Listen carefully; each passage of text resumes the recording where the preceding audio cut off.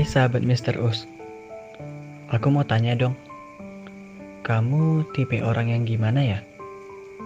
Cuek, emosional, kemudian, atau gimana?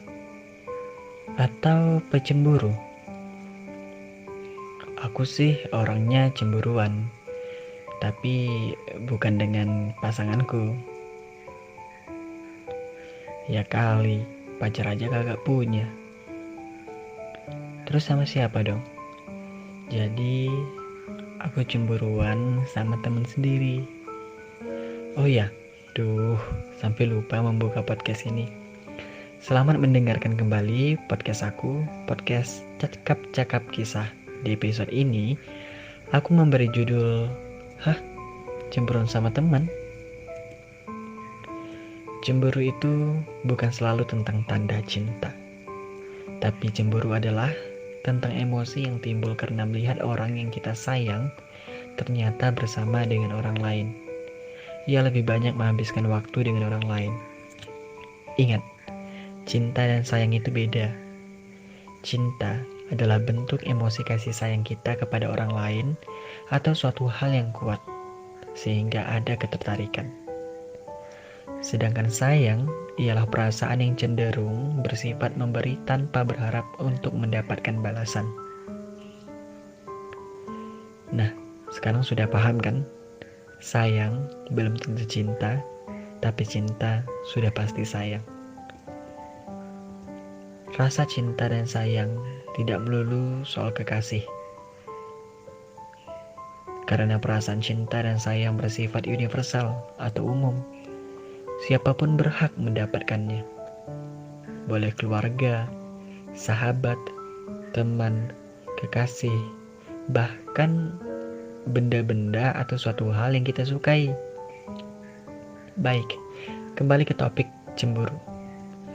Di podcast ini, aku tidak akan membahas soal kekasih, karena aku pun tidak punya banyak pengalaman tentang hal yang satu itu.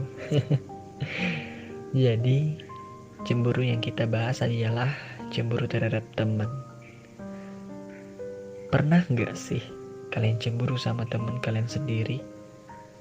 Atau sama sahabat kalian?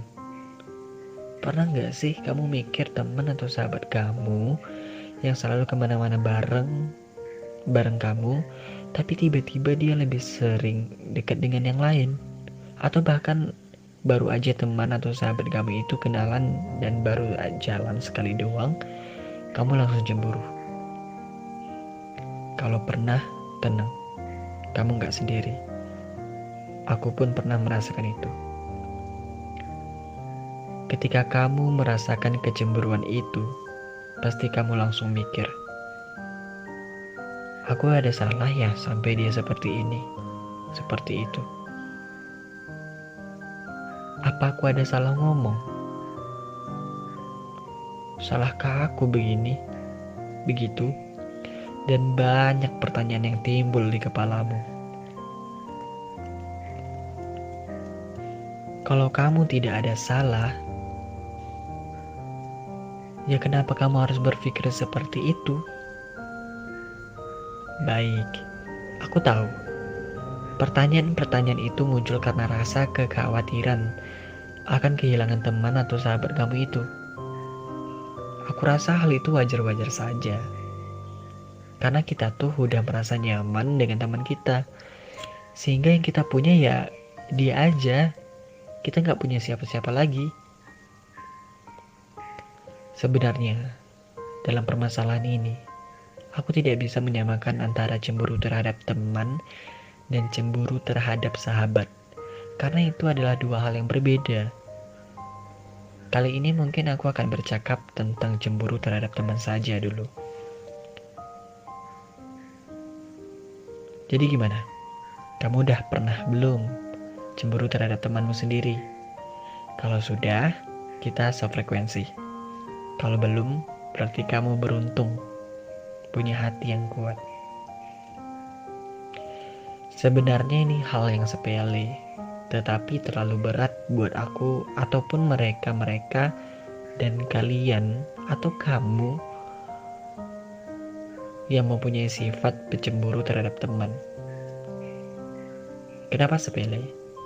Ya karena kalau temanku itu dekat dan lebih terlihat asik mengobrol dengan yang lain, itu kan hal yang lumrah, bukan? Tetapi tidak untukku. Aku selalu berpikir, mengapa dia lebih asik mengobrol dengan si A? Apakah cara aku berkomunikasi tidak baik?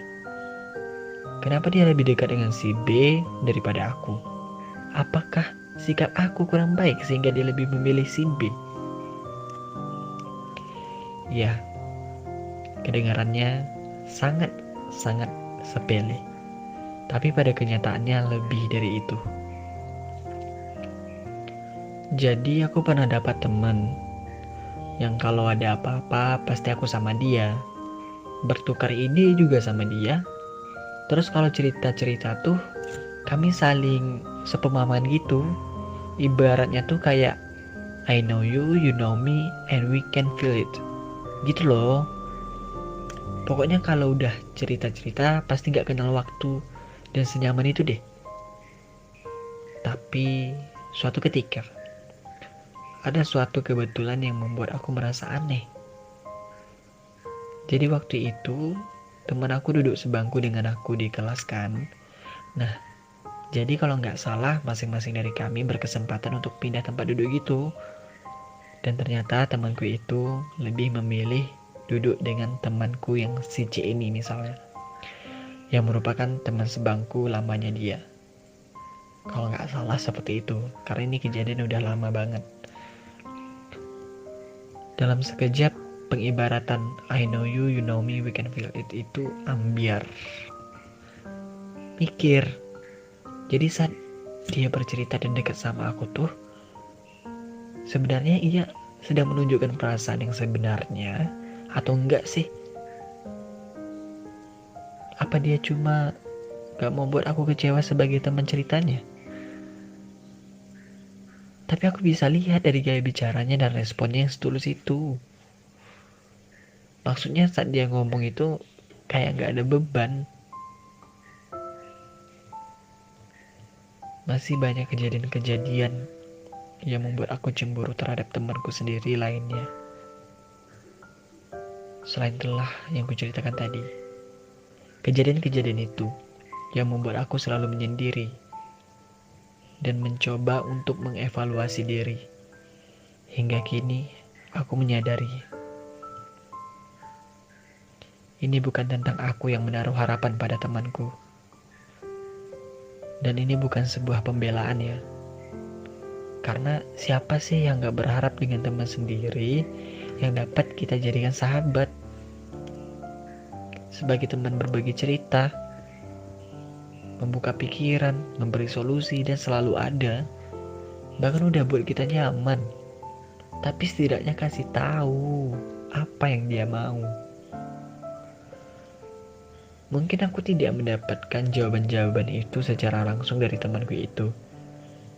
Namun, aku mendapatkan jawabannya dari evaluasi diri tadi.